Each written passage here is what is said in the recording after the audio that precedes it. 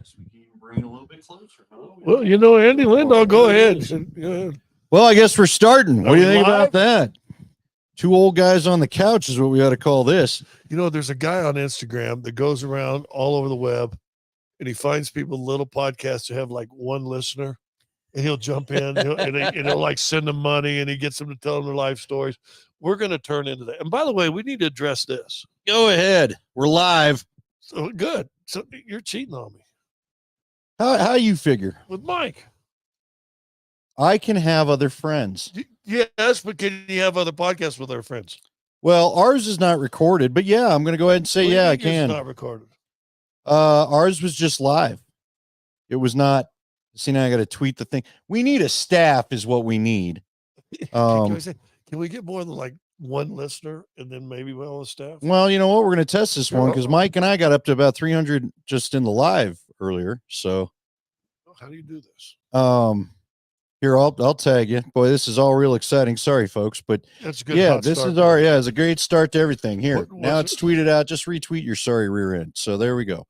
But yeah, you know what? We're trying a few things. If you want to, as far as it goes, Mike, if you want to jump on in, Mike Sanford can come join us when you and I are together too. So, but you know what? Part of the reason I'm doing this is because he wants to talk a lot of football, and it kind of saves you from having to. Because I caught some of your, and hello, everybody. Let's see. We got Marie in, and boy, all the Twitch folks are jumping in. So it's good to see everybody. So we can, Hold on. And since we're going on live, we can tell Mom, look. Yeah. Hey, and everybody, we got the warden called. Say hi, warden. Yeah, you're on over the internet. You're on live. Julia. You're live on the internet. Yeah. Look up, what's it called, StreamYard? Just go to my Twitter, Julia. Go to our Twitter and you can watch us live tonight. Just go to Twitch. So there you go. Oh, look, we could have her in part of the thing. Yeah, there she is. All right. She's out. Okay. That's illegal. You're supposed to tell people when they're live or broadcast. It's family. What are they going to do? You may be fixing to find out. She sues you. We'll see. How strong's the marriage? That would be the question. And then he put me live on TV. Maybe I ought to go turn that light off behind us, but I'm not going to right now. All right, so you and I have been watching the Avs game. We were trying to do a live watch party, but it just so turned out. First off, you got to go see your granddaughter. That was awesome. Granddaughter had a little pizza over there. Sure. Robert's Deli, who makes a fabulous pizza. Robert's Deli. Maybe they'll want to sponsor this thing. I have actually went there one time. Picked it up and took it home. Yeah, well, there you go. Well, you never go out. I don't go out. You're right. What's the point? I don't know. Just new people and. No, it used to be fun going out. You know what? Before we get in, we'll talk some Avs. We got the Avs playing tonight. We got the Nuggets. We got draft stuff. We got it all. So you say you listen to my show and I don't like to talk about football? No. You get burned out on. We're going to talk a little football tonight. I don't get burned out. You know how I get burned out? I'm on my 112th straight day of quarterback talk. I know. We don't have the first pick. Last I looked, they don't have the second or third pick. Yeah. You got the 12th. Right? So you want to take the chance on a guy that you have rated as a second round guy and take him at 12? No. I mean, and who knows? It might work out. It might. Listen, drafts every year.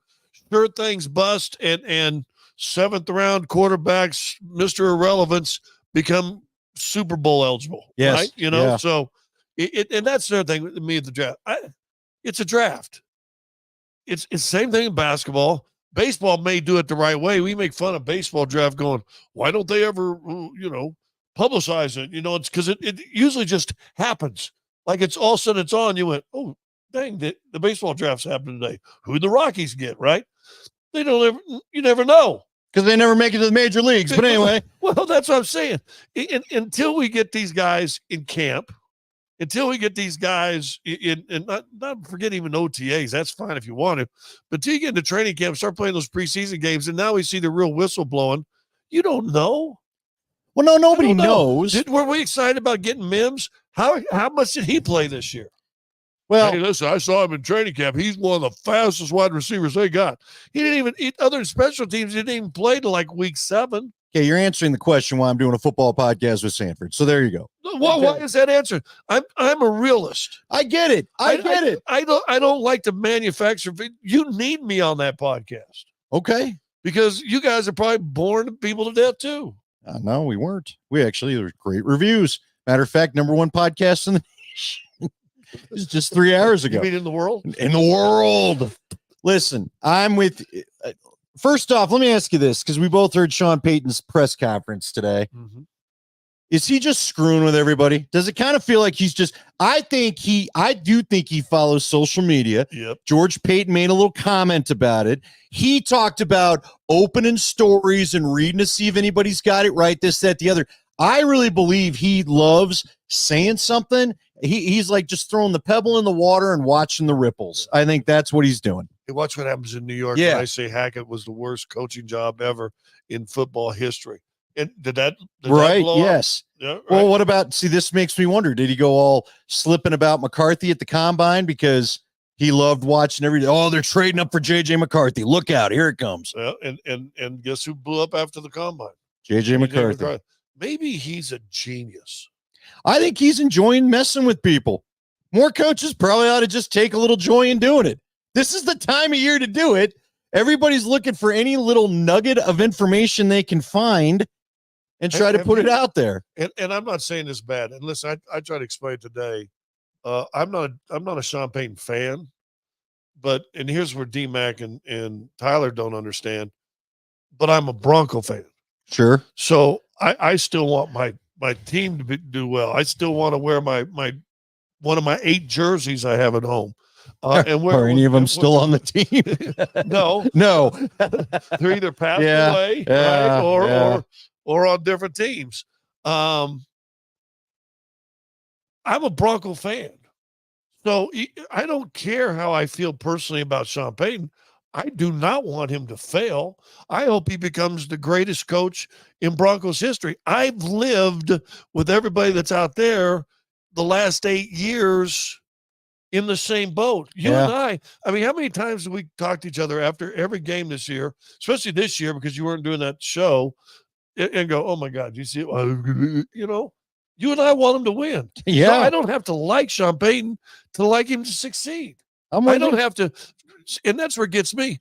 Vic Fangio may not have been the greatest offensive or the greatest coach they've ever had, but there's people outright cheering for him to fail. People were cheering for Russ to fail. Why? As it turns out, you're still paying him for nothing. Why wouldn't we cheer for him to be good? And that's where I'm at. So I don't necessarily like Sean. Would love to sit down and have a talk with him and see what I want to know how much is phony and how much is real, like you said. But I ain't cheering against the Broncos. Are you kidding me? No, I never thought that you were. But again, look, this time of year does get the quarterback thing's getting old for those of us in the media. But it's the easiest thing to talk about right now, is it not? People don't want to talk about building a team at every other position. You and I live it every day when we're on whatever shows that we're on. People don't want to hear about that. All they want to hear about is a quarterback. We got a guy that tweets us every day, quarterback. That's all this town knows how to talk about right now, because other than Peyton Manning and John Elway, it's not been a solved position. I'd throw Plummer in there too, but for the most part, you know, you're thirsty for a quarterback when you don't have a great one. Since Peyton Manning, and there's been, 12 quarterbacks or whatever? God, probably. I don't even remember what it's up to. How many and who are they that actually have winning records as starting quarterbacks for the Denver Broncos? I think the one that I don't even know if it's a winning record. The best record I do believe winning record. I don't think any of them. Bridgewater is 500. He was 7-7. All right. Well, see, I'm trying to remember. See, I think Trevor might have been the only one. Trevor Siemian. There's 2. And Russell Wilson. No. Nope. He was 8, 9, 10 games below 500. Case Keenum. Nope. Who? Brett Rippon. Shut up.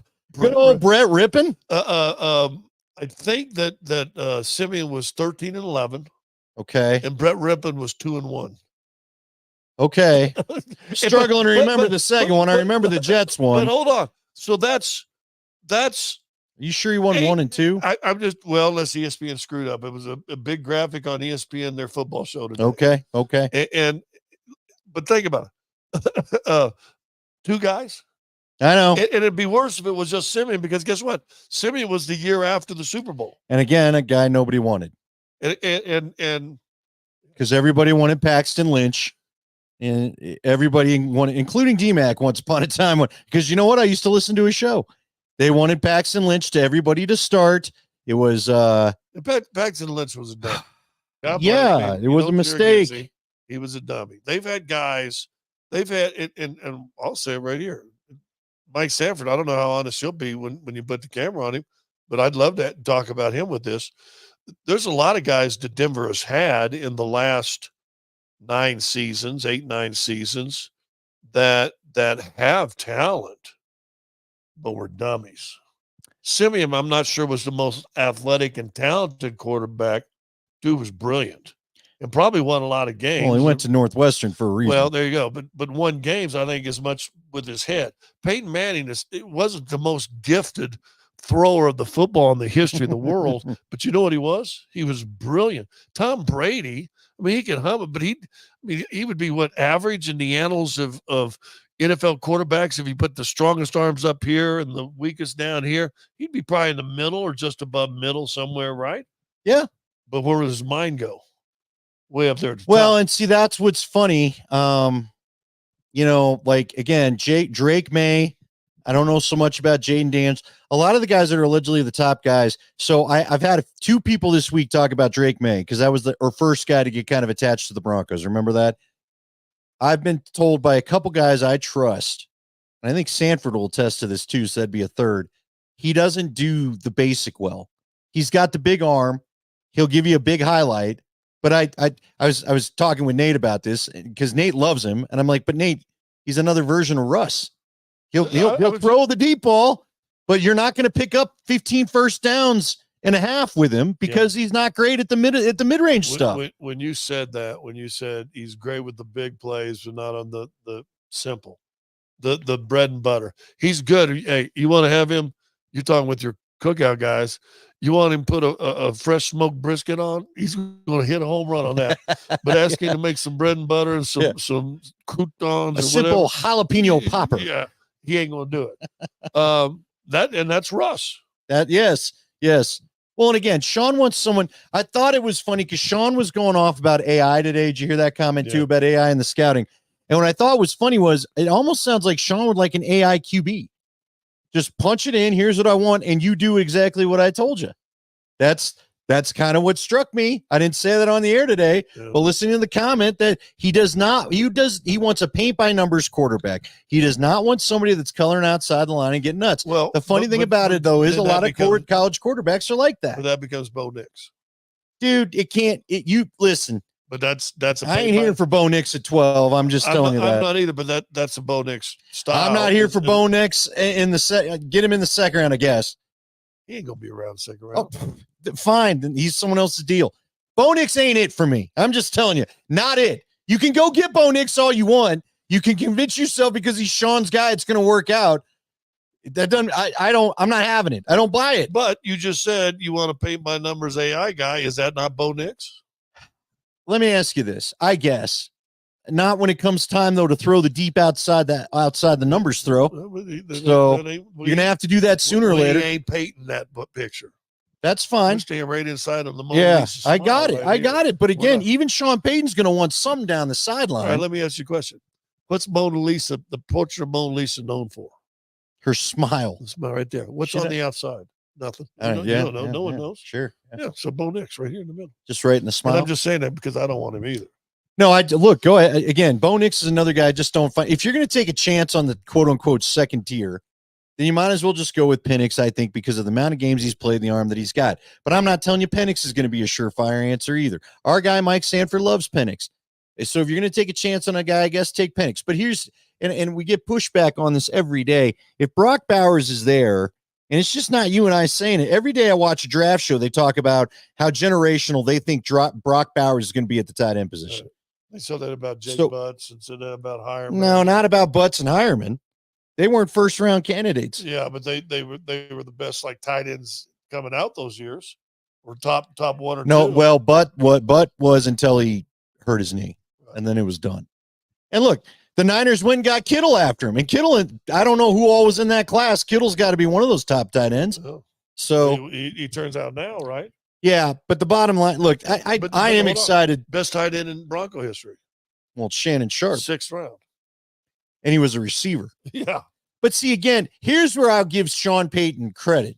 And I, like you, don't really necessarily care for the guy. I just hear too many things about how he treats people around the building that I don't care for. But here's where I'll give Sean Payton credit, okay?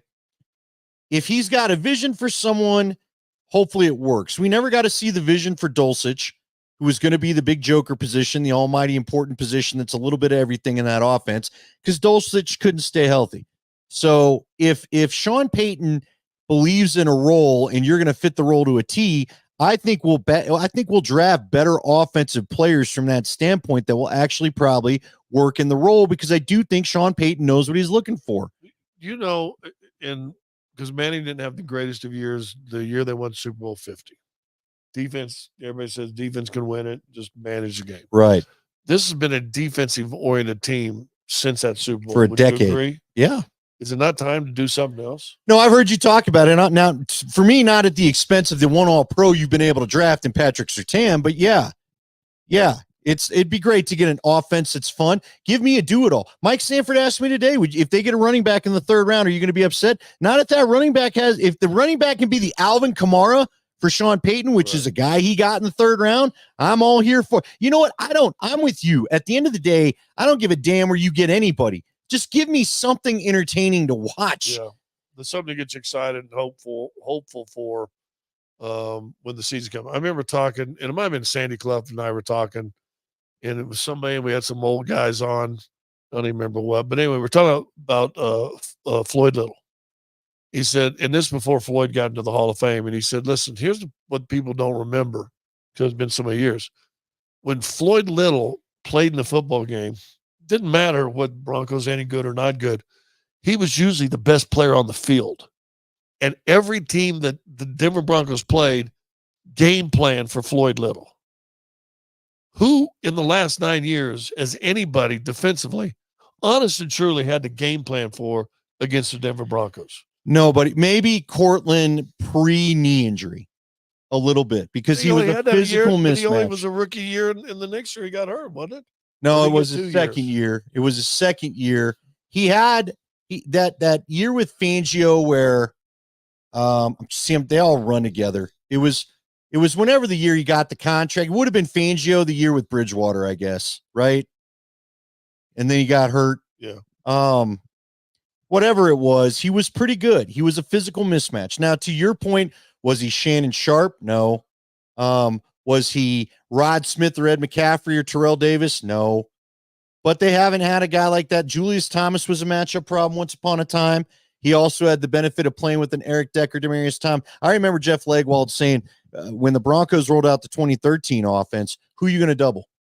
Who are you going to double? Between Wes Welker, Julius Thomas, DT, and Decker, well, who are you doubling? Let's go back even further and go to the first 2 Super Bowl teams. Who are you going to double? Right. I mean, honestly, because now you also had a running back. Well, that's just with these other teams, you didn't have a running back. So we're gonna sell out and go 8 deep. Only gonna put 3 or 4 in the box. Guess what? Terrell's gonna have 200 yards. Yeah. Oh, we're gonna stack the box. Hey, all right. So you're gonna stack the box with 7 or 8. Rod Smith, Ed McCaffrey, Shannon Sharp. Who you taking? Who you taking? And by the way, Hall of Fame quarterback throwing it to those guys. Well, and the receivers block. Do we take that era for granted? Yeah, we do. We take all Elway's career for granted. I told you, because I am one of the guys that does it. I was a kid. I grew up watching the guy. I just thought you were going to go get another one. I didn't think they were that hard to find. That was all I knew. From the time my first memory of Elway, I was probably 9 or 10 years old. I just thought that's what quarterbacks were. That's it. So, and then look, Shanahan, that's where we probably don't give Shanahan enough credit. He didn't have another Elway, and he still found a way to at least make the playoffs. This team can't even make the playoffs, man. They can't even make the playoffs. It's funny because with Shanahan, you got tired of not having enough defense. Remember that? Yep. So, all right, we'll continue to talk some more draft. We'll try to get some draft in next week. Next week's going to be interesting because we got to talk some Nuggets too, but we got the Avs on in front of us. They just had a bad turnover. I think it might have been Nichushkin. Look, they came out like a house of fire, 4-0. Nobody's playing for Edmonton. There's another bad turnover that was going to be 4-on-3, but they just got called off sides, I think. They're getting a little loose.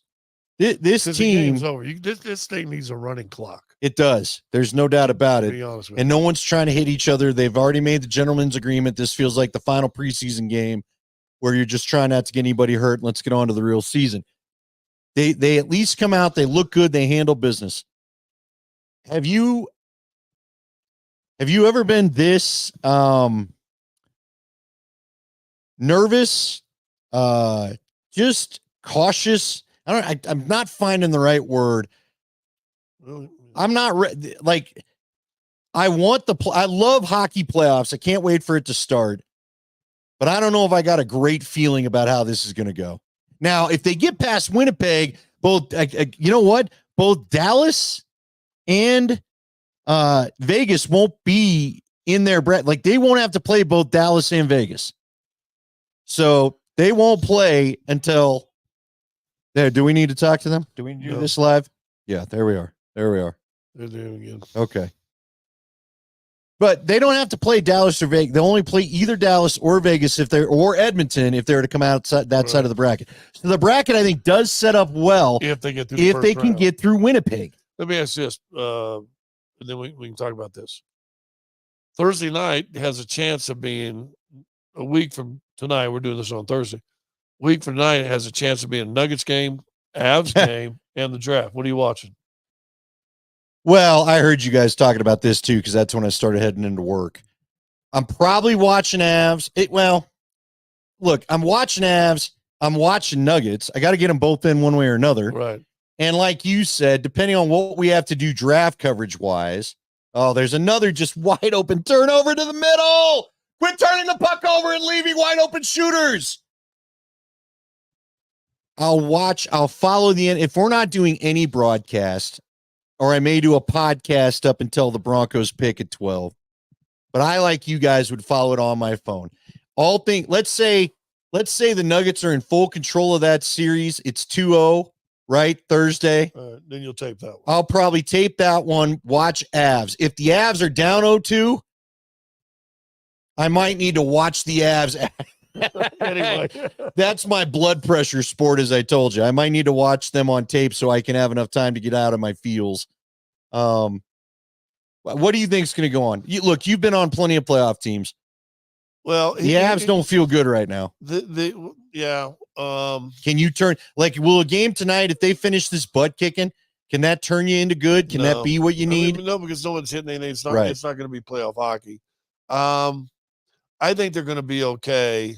I think because they were grinding in the middle of the year, and it almost feels a little bit, not exactly like, because I'm not sure they proved it like the Nuggets did.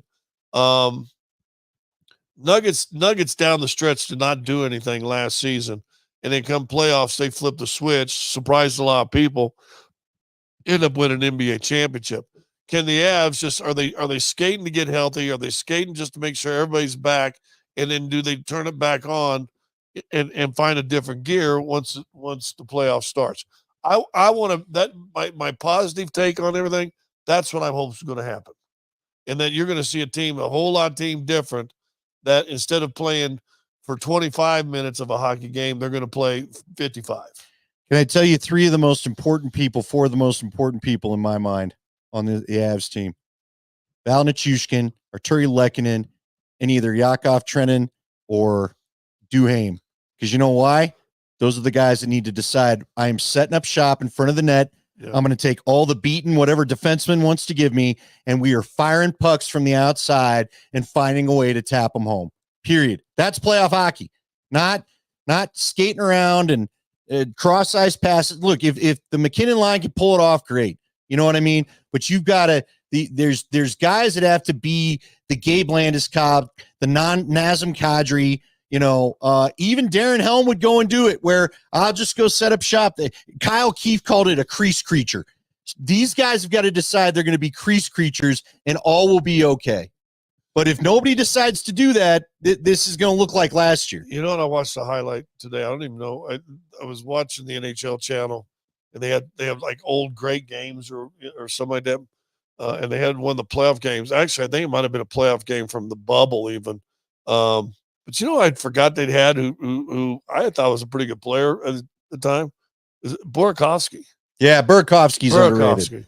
I think we underrated him. Well, we did because he was a guy that could go off and give you. He was another guy that provided the balanced scoring. The Avs have scored a ton of points this year, but it's mainly been because of McKinnon and Rantanen. Right.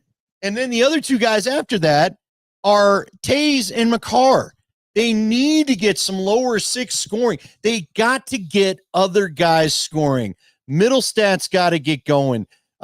Look, man, Ross Colton's got to be a guy. Ross Colton, Mile Woods, Middlestat, all those guys are going to have to get going. But they had to run there for a little bit. They did. But again, here's the thing I don't get. Here's my question that I'd love answered about this year's Avs team. And guys, we appreciate all the chat. I'm trying to read it as we go, but the computer's a little far to, the readers are. I'm going to need binoculars to get into some of this chat. There you go. Give it a good look. Avs play Sunday. We know that. We're wondering if they play another game on Thursday. Thursday is the alleged possible Thursday time is a combo night because it's Sunday, Tuesday.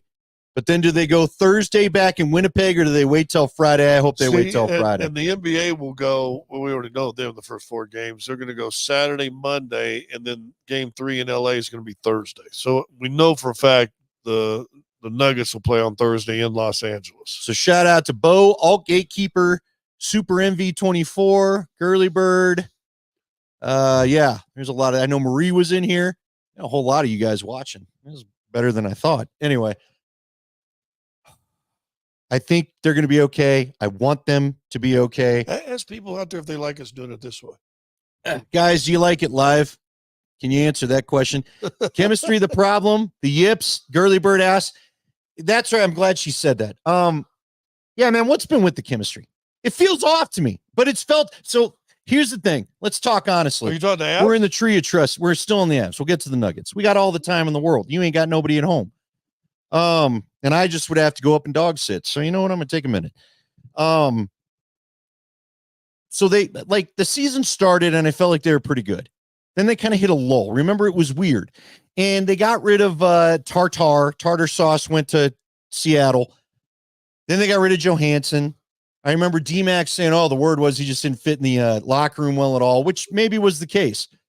So you get the new guys at the trade deadline. And again, a guy wide open in front of the net. Please, please, please. That's got to stop. I'm going to lose my mind. You get the trade deadline guys in. Everybody's chemistry seems to be good. They're on a roll. And then you know what happened? Tell me if I'm wrong in the chat. They lose to Montreal. Montreal comes in a bad team. The Avs lose. That was like a 1-0 game or a 2-1 game or something stupid like that. And they couldn't beat the lowly Montreal Canadiens. And that started this streak of suck. Yeah. You know what? That we're trying to get rid of. They lost to Columbus in that stretch. Listen, when they had the trade or the deadline acquisition. The deadline, and they had tons of that. Just told you they weren't worried about chemistry because they basically moved 5 people. I don't think they like the chemistry, right? Yeah. So they said the answer to your question was yes, that there was a chemistry issue. And maybe these guys are just going to take time to gel. Maybe it's going to take a little bit more. And there was another guy I told you watching that old film, Kadri. Watching what Kadri did the year they won the cup was just stupid good, right? You need. I hate to say that, and everybody needs that. You need, you need, Aaron Gordon to play like Karl Malone. Right, It'll be nice too. But you forget what he brought to that team, and they haven't been able to replace that. No, you're right. And that's that secondary scoring that you're talking about. They have not been able to replace that. If Nate or Miko didn't have it going, Nas would. Nas just felt like he'd get it going. Got to be the guy. And frankly, so did Burakovsky. Remember, there was a time where they were able to put Burakovsky down on the third line. The guy was still a sniper. Now he got a little bit of the yips in that cup run, but Burakovsky was still very important to what they're doing. When it comes to the Denver sports scene, and I hope we don't get too much of a lesson on this with the Nuggets, but the Nazem Kadris and the Bruce Browns are the kind of guys that benefit the most from championship teams because then they can go get paid and you can't keep them. And it's a shame. I've said it in the hockey drives me nuts how there's not a couple of exceptions for you to be able to keep a true dynastic team together. I think hurts the sport. Well, and I'm not just saying that as an Avs fan. But until hockey gets more TV money, gets more TV money and can find some way to generate more revenue. I mean, to be real honest with you, and here's another thing too, and I guess they have to do that. I mean, you got a floating salary cap I know. that changes day for day. Changes in the playoffs. Well, you're right, or who you put on the ice. Or... Yeah, I mean, you have a floating salary cap. I know. But you know, you'd like to say, hey, you got to handle that. Listen, when hockey really didn't have a hockey cap, how good was the Avalanche? Oh, yeah. Well, that was when, what do you want? We'll go get it. You know what? That was one of the coolest times in Denver sports that I wish some of the folks that missed it could have experienced, at least for me, because the Avs are like the Niners. The Niners of the mid to late 90s, for those that weren't alive or don't remember or whatever. The Niners and the Cowboys used to just get whoever they wanted. Deion Sanders played for both teams for a reason. And they won championships for both. They won, but whoever they wanted, they just got in free agency. Yeah, we'll go be a Niner. Yeah, we'll go be a Cowboy. And I remember being so jealous of it. Then the Avs get here, and all of a sudden, you want Ray Bork? We got Ray Bork. You want Theo Fleury? Bring on Theo Fleury. We'll go get a Rob Blake. We're not sure Bork and Foote are good enough. We're gonna get a Rob Blake. Are you bleeping kidding me? Yeah, with what they were allowed to acquire. It was awesome. Interesting era of that. But I guess that teams are losing money and going broke and whatever. But still, yeah, you missed that just a little bit, don't you? Are you kidding me? As I watch Kadri leave, dude, there's been a bunch of guys from this last couple of Avs teams that you wish you could have kept. Burakovsky's and look, I'd have kept the Cup team together if I could. I'd probably switched out Kemper still. But I'd have kept everybody on that Cup team. Eric Johnson might still be in it. How bad do you think? We always talk about Gabe. How bad does this team miss Eric Johnson? You know what I mean? Yeah, especially what he turned into the last 4 or 5 years of his career. Now, again, I'm physically not there, but the voice in the room, at least he was on the ice to be the voice in the room. I hope Parisi's ready to do that. I really do. Zach Parisi's going to have a little bit. Remember there was the story about Andrew Cogliano having the players meeting and just talking about how they didn't want to go to a game 7 and how key his voice was, how important McKinnon thought helping being a leader to him was. I hope Parisi's ready to add a little of that Andrew Cogliano sort of flavor to things. All right, the Avs white. Oh, see, we got a guy. Nichushkin's living in front of the net. This is a good sign. Oh, Rantanen nearly took it off the dome. All right, let's talk some Nuggets. God. If we're going to be on TV, get your foot off the table. No, it doesn't matter. It's not on there. It jerked it. Y'all, you want to hold? Oh, are we all nervous? Sorry. What is Warden? I don't know. Does she need to be on the podcast? Do we just need to send you a guest invite? Oh, you got a dog. Okay. It's a window into our lives. So, yeah, we're literally live. Do you want to be on the show? She won't talk. No, she's got a dog on her lap. Yeah. Well, that's not what the podcast is about. Is dogs? I will say this: Warden is not a dog person. She's a cat. Well, she can't come over then. Yeah. She would have loved the little pug and his big belly. Well, I love all the Warden's kitties. God bless the Warden. Let's talk Nuggets, man. What are you thinking? How you feeling? I feel like you, and you're making me only nervous when I hear you. I don't like all the daddy talk. I feel like we need to let sleeping dogs lie a little bit. If they were to lose this, it's all Vic Lombardi's fault. All right. Well, we're all for that thought process. Everybody in for that? It's all Vic's fault. Hashtag. It's all Vic's fault. Listen, the Lakers scare me. And everybody's, well, you've won them 8 games in a row, blah, blah, blah. You swept them in the playoffs last year. And I think Tyler made this point. It's a great point. Last year, or no, it was Vic did actually. Last year don't matter. Well, that ain't a great point. No, last year don't matter. What you did to the Lakers last year don't matter. Right. That has no bearing on what's going to happen on these games coming up. If you're going to use that analogy and say, oh, yes, it did, well, then why didn't the previous 7 years where the Lakers have knocked you out of the playoffs, why didn't that come and take? It's a new year. I think the Lakers are better than they were a year ago, to be honest with you. Really? Okay. I do. Got guys older, but I still think they're better. Good save by Annunen. Yeah, but I also think the Nuggets starters are better than they were a year ago. I think there's more chemistry there. I completely agree with you on that. But I don't think Denver's bench is better than it was a year ago. See, oh my gosh, Trennan had a goal and he got the stick lifted. Oh man, it's all right. They're still up 4-1. I think people forget how Bruce Brown came in the Lakers series in particular and restored order at points. And I don't think you have a Bruce Brown guy waiting to come off the bench and just be nails the way he play was. A true point guard, Yeah. can be an attacking guy, can have some big scoring games. Here's what's interesting. Somebody pointed this out to me, and I've been saying their bench is an issue. Go back and look at our whole podcast all year. Since November. Yeah.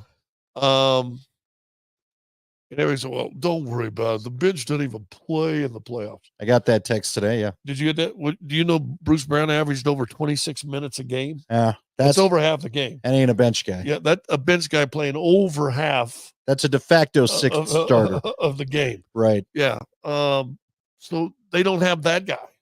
And I think Christian Brown's played better of late. But you know why they played better?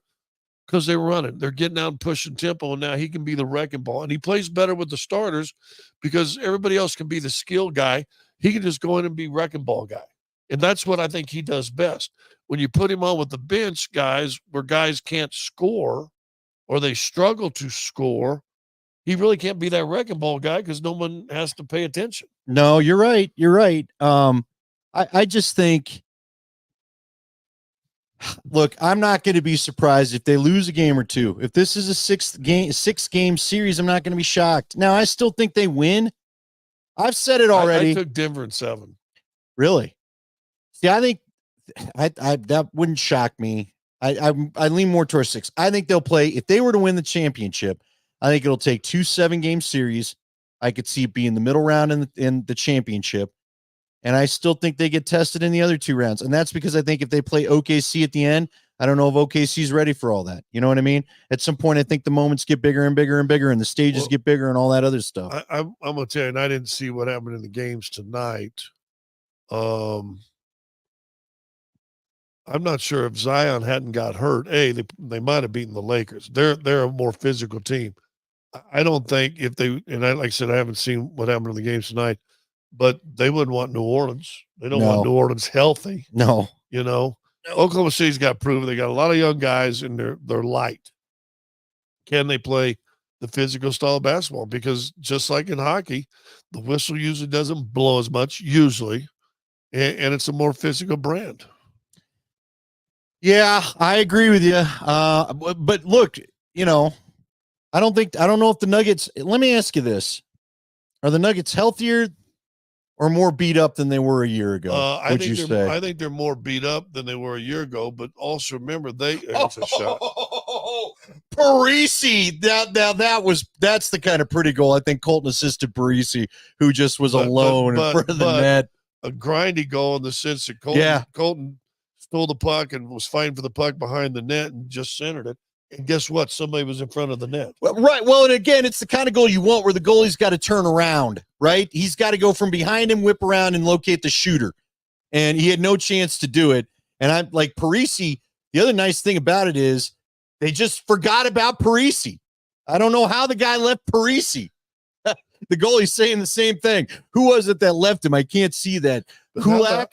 Yeah. How about the backhanded pass, though? He's using the back of the stick to like a perfect pass. Let's get back to the Nuggets in a moment.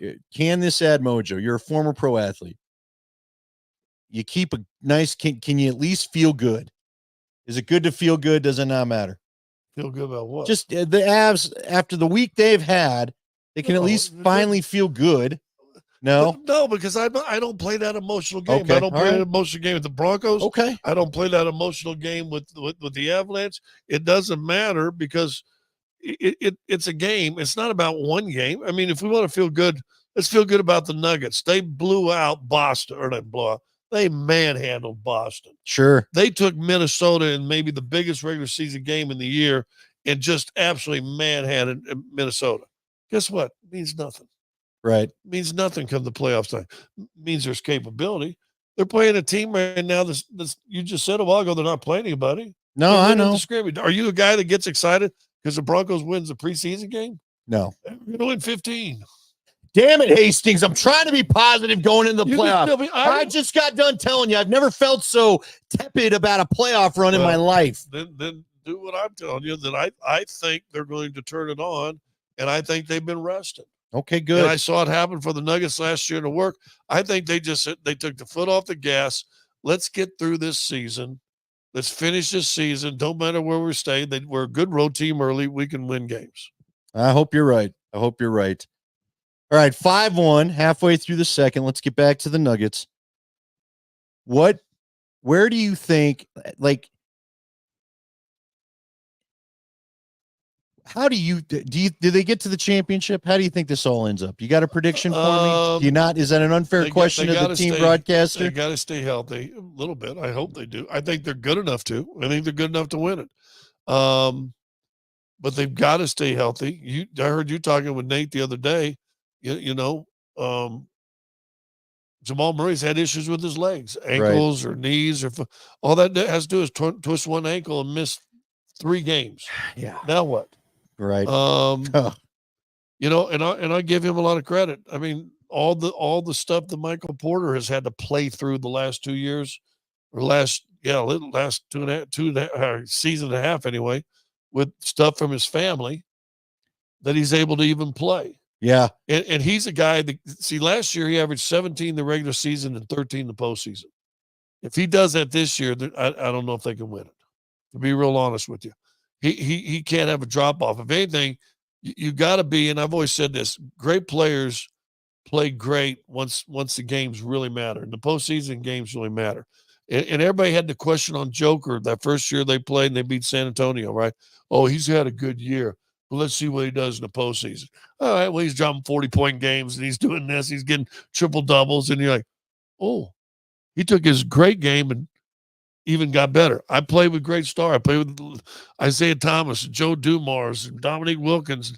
Those guys came to the playoffs. They went from out of this world in the regular season to a whole nother level. And Joker did that. Guess who else done that? Jamal Murray's done that. They need one more person, I think, to do. I'll say this: Bruce Brown did it last year from a bench guy. No, you're right. He elevated the game. Stars. If you really want to be a star in this league, and what is the John Elway old saying was you make your money in the regular season, but you make your reputation in the postseason. Yeah, your legend is built on championships, period. So, all right, well, I don't know. I think I still think I'm gonna stick to Lakers, or they beat the Lakers in 6. That's what I'll stay with. I was going 5, and now you got me feeling like maybe that's too generous. No, I'm the kind of guy that would. I do think it's going to be tougher. I don't think it's all of it's going to be tougher, right? Breeze, yeah. I think this year, if you win it, you're going to have to grind out at least one series. Let me ask you this too, because you've done the repeat thing. Do the guys get sick of each other? You know what I mean? Do you just the point where you've been around these dudes more than anybody other team has because you played in the championship? I don't know if you get sick of it's probably not the word, but you're like, okay, dude. Hey, I mean, in the regular season, especially when you go on yearly runs, you almost know I almost know Andy Lindahl better than I know my wife. And that's not what you set out for. Yeah. So, but listen, you got 2 of the right guys. There was, Joker had the whole team over to watch, I guess the playing game, and Lakers game. And the story out of the thing was the whole team that was there, everybody wanted New Orleans except for 2 guys. Guess who? Joker and Jamal. Yeah, because they understand that's. I mean, New Orleans might be overall the better team, but guess what? The name, the history, the reputation, the GOAT, all the different stuff you want to talk about, that lives in LA. Yeah. So you find a way. They find a way to win this series this year. Even though it's a first round compared to the championship round, they will have done something. And I don't care that they had to play in game. It doesn't matter. Miami had to play in game last year, lost the first playing game, and got to the NBA Finals. Boy. So it doesn't matter. Tells you how much you don't want to play the playing game, though. Did you see Jimmy Butler? Good night. Yeah. That didn't look good. Yeah, so now they'll lose tomorrow. And then is it who's the old Laker that plays for the Bulls that they lost? It's a really good defender, the headband guy. Oh, Caruso. He's out for the Bulls. So that's why you don't want to have to play that game. All right. So we're waiting on That's this why you thing don't to wanna close play- down. Usually play games 82. No, So let me ask this: if they played nobody tonight and the score was 5-1, would you feel better too? Would you still be feeling good? I'll tell you why. Let me explain this because you have a fair point, man. They're showing all the missing Oilers up there having popcorn at the top of the ball arena somewhere. The reason why I feel better about this is because I do feel like the Avs, here's what I've said about this team this year. They're the ultimate streaky team. And when they're going well, and we've seen it a few times where they're going so well, it looks like nobody can beat them. Now, the problem has been when they go bad, they don't seem to dig out of the, you know what I mean? Past Avs teams would have a bad game or two. This team lets it become a bad game or 7. So that's what makes me nervous. But I'm hoping all these dudes touching the puck, getting it in the net, feeling good about their game, Duhaime, Trennan, even Val, putting their butts back in front of the net again. That's what they need. So we'll see. Look, dude, I have massive reservations about Winnipeg. The team's not going to try to slow them down. No one's really bumping them. And so now their speed can play like we're watching right now. Yeah, and it's usually just going through everyone. They're pretty good. It looks like a practice drill. That going to happen? No. Winnipeg's going to sit back and frustrate the hell out of you, just like Vegas used to do. So, but you know what? Right now, I still want a double parade. Joker doesn't want to get off parade. I want a double parade. And I want the dream to be alive. There's a shot in it. See, but right there, Val decided he took a look. I'm going to go in. I'm going to fire a puck. That Val has not been seen since he got back from his respite. Okay. I'm hoping that's a Val that's starting to feel better about his own game. I'm hoping Middlestat. I think all the trade guys need to just relax. Okay. Just relax. Be part of the team. I think they were all hit with this, we're out of jail because we were on teams that weren't going to make the playoffs, and now we're on this team. And then they all started, like, maybe the bigness of the moment got to them. But Middlestat needs to be what they thought they were trading for. This isn't going to last very long, which is, again, a guy that helps create secondary scoring.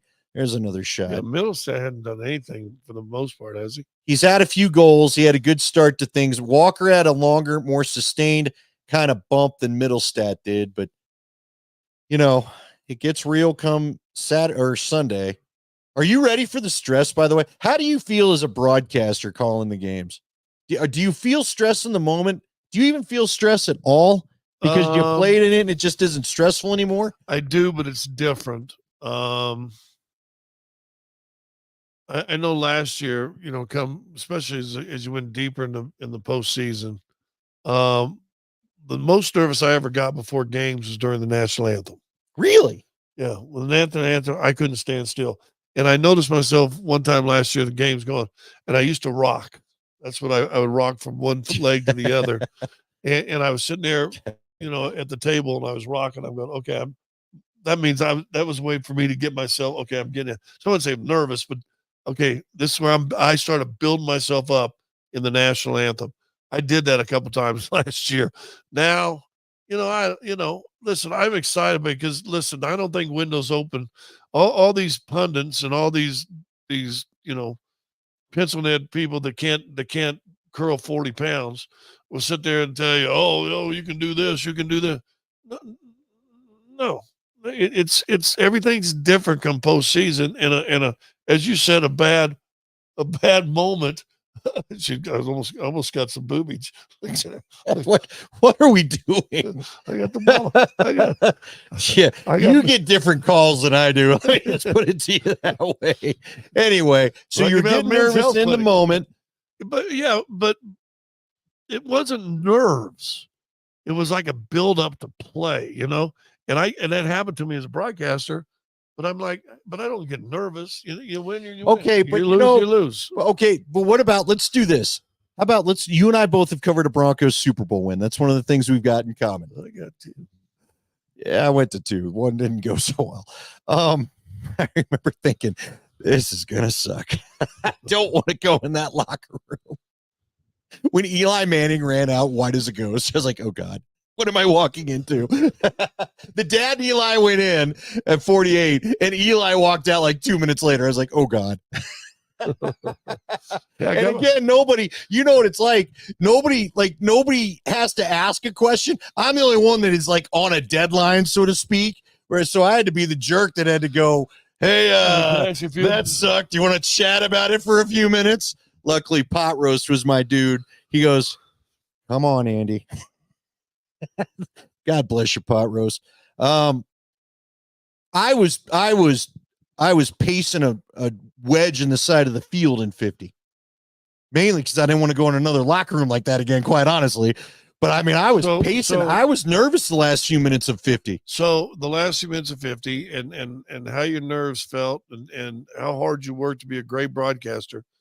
When you sit at home and put that championship ring on, do you reflect on remember that? I didn't get one. No, I didn't get one. So no, I don't. So if someone's telling you you're really, I didn't get a watch. Yeah. I didn't get cufflinks. So I didn't get anything. If the people in charge are telling you you're not really that important to us, well, okay, fair enough. Why are you? Because again, you know you're emotionally. Come on, you can't tell me when you knew you were about to call. And for those that don't know, Scott was on the radio broadcast when Elway won number 1. When you knew, because you were down on the field at that point at the end, right? As John Mobley in that last drive was going on. So as a color guy, he has to leave the booth to go help with the post-game show. You were on the field. Yep. I was on the field when all the streamers were gone. Got hit in the back of the head with one. But yeah, no, and you're grabbing people left and right. In fact, I did such a good job at the AFC Championship game. What's the guy went to TJ that was media guy forever, Jim Gray, complained to the league office, tell Broncos radio they can't be grabbing our guys before we grab them. Like I had Elway on after the AFC Championship. I had Mr. Bolin on. Because I'm just going around. I'm grabbing everybody, right? And so we were warned at the Super Bowl, you can't just go up and grab people. You mean like I've been doing for 16 games and 3 postseason games? I can't do that now? Yes, I can. Yeah, I still did it. Not my fault they know me. Yeah. Dude, even Champ Bailey gave me an interview after the 48 AFC Championship. And I didn't talk to Champ much after games. I kind of just left him alone. But he was a pro. Come on, you can't tell me you weren't nervous, though? Hoping John would pull it off. Knowing what it meant for John. But don't you think it's different from nervous? Unless you played, that's nervous. You know, I remember when I even coached high school, when the national anthem would come on. Oh, there you go. All right, now your phone's ringing. When I would coach games, national anthem would go, and I would sit there and pray the whole time. And you know what the majority of my prayer was? Lord, don't let me screw it up for these guys. Yeah, I get that. You know what I'm saying? Yeah. So as a player, I was like, don't let me. I really wasn't fair to play, but I can't screw it up for everybody else. You know what I'm saying? That was the pressure I put on. Don't screw it up for everybody else. Play. You know, and then you talk yourself into not being nervous and blah, blah, blah, blah, blah, blah. But no, I don't get nervous as a broadcaster. I know how big of a moment it is and how glorious it is when you win, that you're all in for them. You know what I mean? Yeah. In fact, I did this. I went to the locker room after the Nuggets won. I went down the floor, although I wasn't deemed important enough to get inside the ropes, but I was. I was down the floor. Oh, yeah. You know, they roped off a certain area. Right. I know. I remember now. I just wanted to see the faces because I got to live that as a player. And there's honestly, you know, and I wasn't a big time player in the NBA, but that moment, I reveled in that moment of winning the championship as a member of a team. And I knew what all them guys were feeling and doing. And, you know, even Jack White, who didn't play at all. Now he's on another team, right? He's in Memphis, I think now. And was a two-way player. Dude, these dudes, I mean, it was everything to those guys. And I remember that. And so I want those guys to feel that I like being a part of something and a chance to do it. Am I nervous? Nah, just a game. Well, look who's better than me. Well, I'm also 20 years older than you. Oh, no, 10. How old are you? Not even 50. That close. You act like a 50-year-old. Creeping up on it. So. When's your birthday? How do you not know? Everybody celebrates Andy. Everybody. I'm the event of the summer. Oh, you're 4th of July, baby. Yeah, damn right. You're a 4th of July, baby. Well, if your selfish ass wasn't up in Grand Lake all the time, maybe maybe you'd get an invite. Maybe you'd come over. Maybe light off a firework. Have a drink. A little bourbon. Little. Here's what I'll do. Maybe I give you a hot dog. I'll drive by your house. Maybe you'd have a Frank. Throw me a dog. I'll get my streamer. And then I'll head out. Head on up to Grand Lake. Yeah. Actually, if you're a real friend, you take me up to Grand Lake with you. Actually, I go back on 4th of July to Grand Lake, Oklahoma and see my dad, my brothers and my sister. You used to do a bunch up where, Well, I used to. That was another life. Yeah, where we had jet skis. Hey, we had jet skis and a boat. Yeah. It was a much different vacation than what we have now. Back when I had a little more money. We had to rent a boat. I didn't have the D word in my vocabulary. There wasn't a hindrance on the income. Yeah. Some about half. Yeah. Sure. All right. Well, we've had a lot of fun with you. Can't get over how many people are watching this thing. It feels mean to leave, but yeah. We're all talked out. We've hit another intermission. Do you ever watch Netflix? I don't watch the thing on the Manhattan Project, apparently like your guy, Sean Payton. Well, there you go. There's a series on there that started off as produced by Cinemax called Warrior. Okay. Yeah. You told me. It's like a kung fu. It's like a Peaky Blinders vibe, except it's San Francisco in the turn of the century. And great. I like kung fu movies, right? And stuff like that. Well, I did some research on it. Turns out that this movie was written, and it's a series now, but was written actually by Bruce Lee. Took it to studios in the 70s, and the studio said, well, I don't really think audiences are going to want to come see a lead, some Chinese guy being the lead of the show. Bruce Lee was supposed to, be the guy. And so he just put away in a box. His daughter, like in the last decade, found the script and everything that he had written, took it to somebody, and they go, this is fantastic, and turn it into this series. So it's actually kind of written, I'm sure expanded on now, but written by Bruce Lee. And the kung fu and the fighting in it is fabulous. Are you a big kung fu movie guy? I like was that your thing? Yeah. Everybody was kung fu fighting. I like a good kung fu movie. Those dudes were fast as lightning. Sing the damn song if you're such a fan. No, has nothing to do with. Oh, I'm sorry. That's not the kung fu you subscribe to? The disco. Were you more a spaghetti western or the old kung fu movies? Both of them would be my Jones. Okay. All right. I'm into both of those. All right.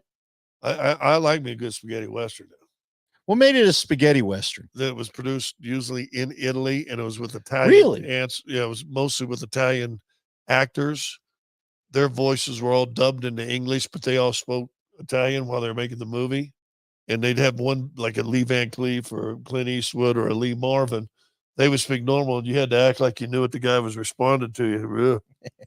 And you had to do it. That's like real acting.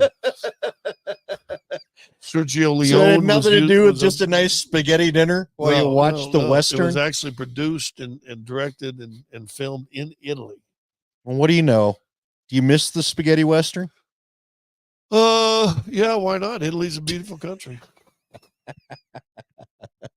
Well, that's all we got for now. All right, guys, there are a lot of you that watch. Thank you to everybody that's jumped on here. It just continues to grow. We're going to try to do. What number are we at? Well, now we're at 864. Oh, what did you might get 300? We were on much. Wow, mic drop guy. All right. Well, you can't see him, but his rather large posterior is still here. So we're gonna say goodnight for now, and then we're gonna try to do a full game. Now, it's gonna be tricky. Well, we're gonna give you as much live, post playoff from this. I mean, this. We have to show you the lush surroundings we live in. Yeah. There is bourbon back there. This is. I stopped drinking, dummy. How many times I got to tell you? Did all these people not drink? They can all drink. Are you going to invite all 800 I'm going to pour here? one for everybody. You don't have that much bourbon. Well, you don't know where it's all at. It's hidden. You know what? I You got know, greedy friends. If it wasn't for radio, seriously, I think people might think you're a tool. I'd be homeless. I'd have no skills marketable to anybody. You know, you're supposed to hang up after a mic drop. All right. Goodbye, all. We'll do a game soon. Do what you say. What do you so usually Good say? night, Gertrude. Screw it up.